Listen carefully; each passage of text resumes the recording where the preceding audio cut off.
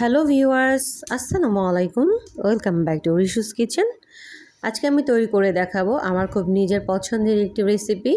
আর আজকের রেসিপি হচ্ছে পাস্তা। তো এর জন্য আমি চুলায় একটি প্যান বসিয়ে নিয়েছি, আর প্যানে আমি খুব অল্প পরিমাণ তেল অ্যাড করেছি, সাথে অ্যাড করে নিচ্ছি পেঁয়াজ কুচি, রসুন কুচি।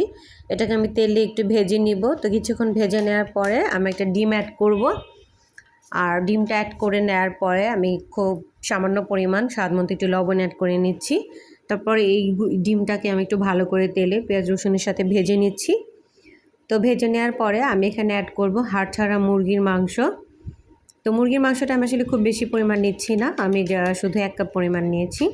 তো তেলে আমি ডিমের সাথে মুরগির মাংসটা একটু ভেজে নিচ্ছি। কয়েক মিনিট একটু ভেজে নেওয়ার পরে আমি এখানে এই মাংসর স্বাদের জন্য একটু অ্যাড করে নিয়েছি লবণ, আর এখানে মরিচের গুঁড়ো 1 চামচ পরিমাণ নিয়েছি, আর সাথে অ্যাড করে নিব টমেটো কুচি। তো এগুলো আমি সব তেলে ভালো করে একটু ভেজে নিচ্ছি। তো 2 থেকে 3 মিনিট ভেজে নেওয়ার পরে আমি এই পাস্তাতে যেহেতু মুরগি মাংস অ্যাড করেছি, তাই একটু রসুন বাটা অ্যাড করে নিয়েছি। রসুন বাটা আমি এখানে 1 চামচ দিয়েছি।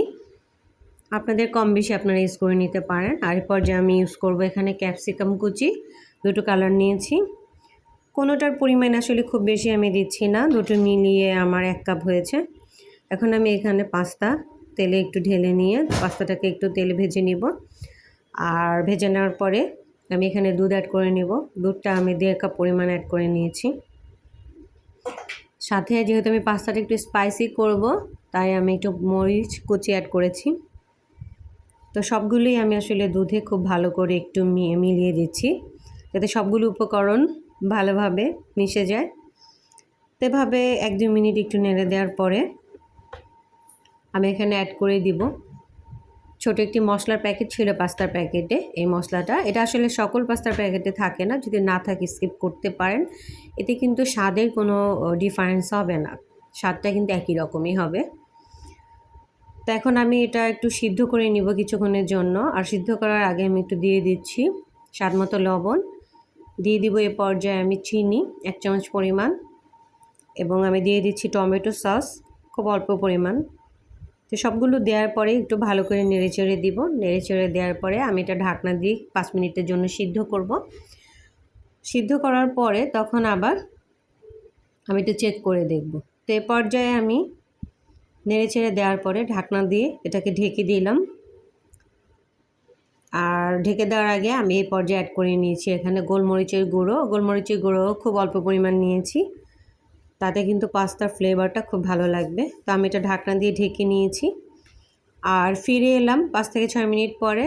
তো এই পর্যায়ে ঢাকনাটা তুলে আমি চেক করে দেখেছি, হ্যাঁ, লিকুইডিটি ভাবটা একদম চলে গিয়েছে, পাস্তাটা সিদ্ধ হয়ে গিয়েছে। তো এখন আমি এখানে অ্যাড করে নিব একটু মজারেলা চিজ। তো চিজটা অ্যাড করে দেওয়ার পরে আমি আবার এটাকে ঢাকনা দিয়ে ঢেকে সিদ্ধ করে নিব, যেন চিজটা গলে যায়। গলে যাওয়া পর্যন্ত আমি আসলে এটাকে সিদ্ধ করে নিব। তো আমার চিজটা গলে গিয়েছে, আর এ পর্যায়ে পাস্তাটাও একদম রেডি হয়ে গিয়েছে। তো পাস্তার ভিতরে একটু একটু আসলে লিকুইডিটি ভাব থাকবে, এটা যখন আমি আসলে চুলা থেকে নামিয়ে নিব তখন এই লিকুইডিটি ভাবটা চলে যাবে। তো এখন আমি এটা সার্ভিং ডিশে তুলে নিচ্ছি।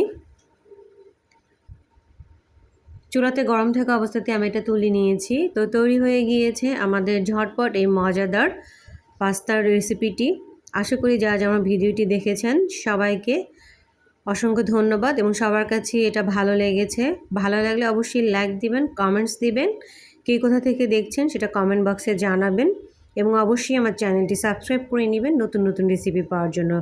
আবারও ধন্যবাদ।